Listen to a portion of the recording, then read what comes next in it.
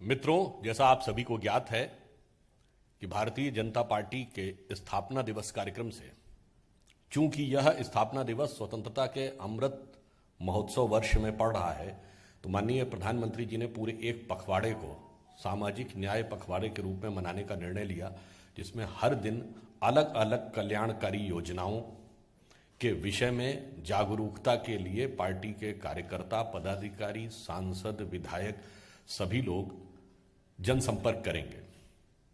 चूंकि ये वो महत्वपूर्ण विषय हैं जो कि स्वतंत्रता की सार्थकता के लिए परम आवश्यक है।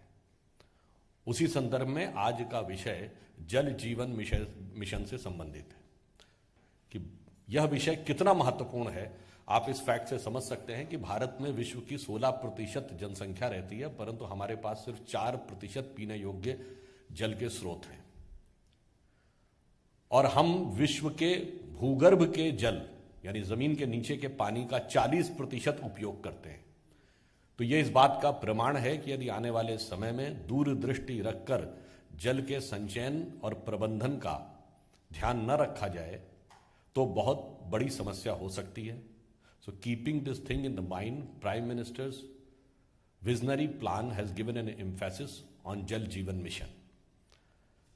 इस मिशन की शुरुआत माननीय प्रधानमंत्री जी ने 15 अगस्त 2019 को की थी।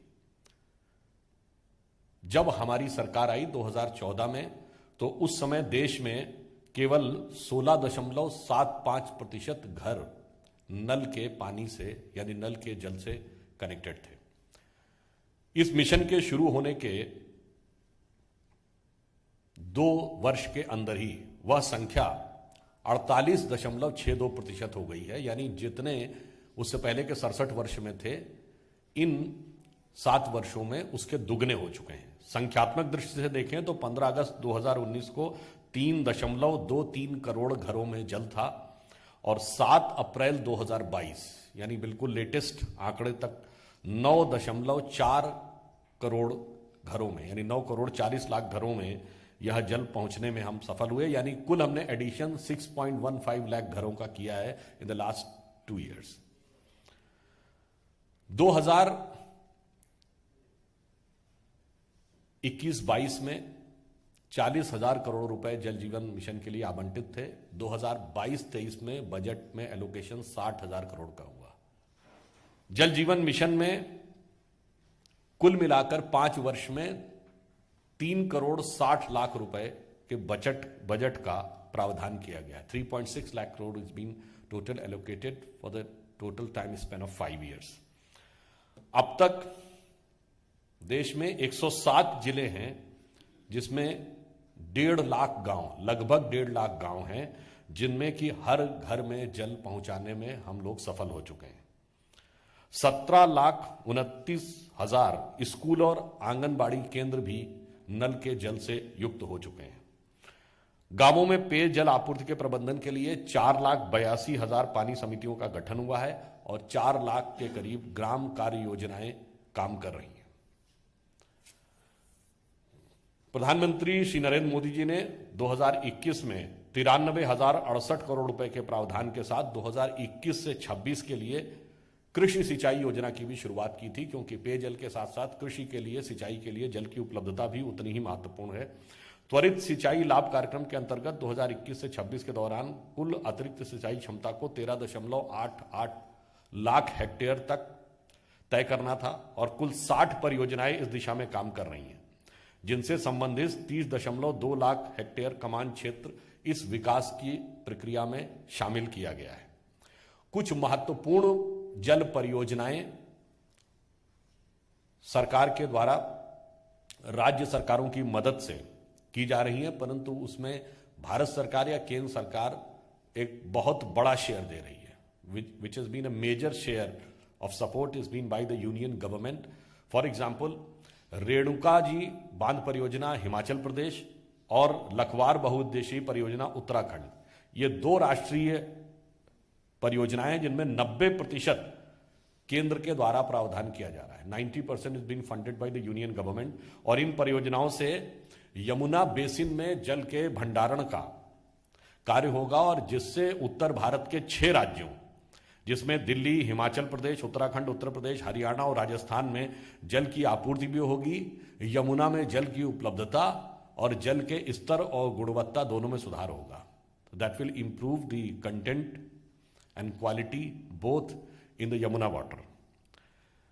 हर खेत को पानी पहुंचाने के सिंचाई के लिए सिंचाई योग्य भूमि का भी विस्तार किया जा रहा है, जिसमें तहत लघु सिंचाई और जल स्रोतों के सुधार के लिए करीब करीब 4.5 लाख हेक्टेयर रकबे को और सिंचाई के दायरे में लाया जा रहा है। जो जल स्रोत हैं उनके उद्धार यानी renovation and rejuvenation of the existing water resources, इसके बारे में भी हमारी सरकार पूरी तत्परता के साथ काम कर रही है।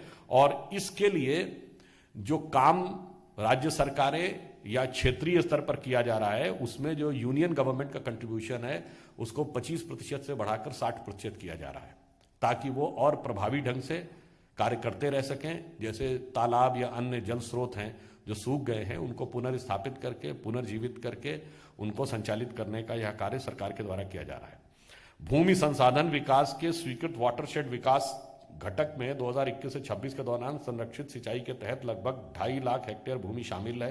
करने के लिए 49.5 लाख 49 लाख हेक्टेयर वर्षा सिंचित और अनुपजाऊ भूमि को कवर करने का प्रयास किया जा रहा है। यानी एक बहुत मैसिव ये प्लान है कि 49.5 लाख हेक्टेयर वह भूमि जो केवल वर्षा पर आधारित है अथवा अनुपजाऊ है, उसको किस प्रकार से सिंचाई के दायरे में लाने का प्रयास किया जाए। इस बार बजट में 44,605 करोड़ रुपए केन बेतवा लिंक परियोजना के लिए दिए गए हैं। इस योजना का उद्देश्य से 9.08 लाख हेक्टेयर भूमि सिंचाई के लिए उपलब्ध होगी और 65 लाख लोगों को पेयजल की उपलब्धता सुनिश्चित होगी। और इतना ही नहीं, इससे जो हाइडल पावर भी और सोलर पावर दोनों, तो इसके साथ 103 मेगावाट हाइड्रो पावर और 27 मेगावाट सौर ऊर्जा की उपलब्धता भी सुनिश्चित होगी। और यह बहुत महत्वपूर्ण परियोजना, आपको ध्यान हो कि उत्तर प्रदेश चुनाव से पहले भी प्रधानमंत्री जी ने जब इस योजना का उल्लेख किया था तो उन्होंने इसका महत्व को रेखांकित किया था। इसके अलावा पूरे देश में 5 रिवर लिंक्स परियोजना भी तैयार की गई हैं, जो योजना अपने अंतिम प्रारूप में आ गई है और इसमें संबंधित राज्यों से विचार विनिमय चल रहा है। संबंधित राज्यों के साथ सहमति के साथ ही यह परियोजनाएं प्रारंभ हो जाएंगी। वो 5 परियोजनाएं हैं, दमन गंगा और पिंजाल, दूसरी है पार तापी और नर्मदा, तीसरी है गोदावरी कृष्णा और कृष्णा पेन्नार कावेरी। इनके ड्राफ्ट फाइनल स्टेज में है, ड्राफ्ट तैयार हो गए हैं। Draft has been finalised, the negotiation with the various state governments which are falling in these areas is in the final stage. The moment the final settlement will be there, उसी के साथ the funds will be released by the union government. तो केंद्र सरकार के द्वारा जो धन का आवंटन है वो तत्काल कर दिया जाएगा जैसे ही संबंधित राज्यों में अंतिम सहमति हो जाएगी।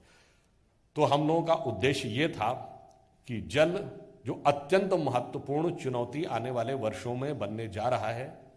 आप लोगों ने बहुत सारी बातें सुनी होंगी कि बहुत सारी रणनीतिक नीतियां, the strategic policies in today's even global scenario is being targeted towards the availability, future availability of the water. तो अंत में सिर्फ ये कहना चाहूंगा, पानी एक ऐसी चीज है जो जीवन के लिए बहुत आवश्यक है और यह स्वतंत्रता का अमृत महोत्सव वर्ष है। तो पानी का एक अर्थ यह भी होता है कि मन में अगर पानी है तो मतलब स्वाभिमान की भावना, वो राष्ट्र के अस्तित्व के लिए भी आवश्यक है। तो जीवन की भी आवश्यकता है, राष्ट्र के लिए स्वाभिमान की भी आवश्यकता है। तो पानी उसका भी प्रतीक है और पानी में से ही मोती भी निकलता है जो चमकती हुई समृद्धि का भी प्रतीक होता है।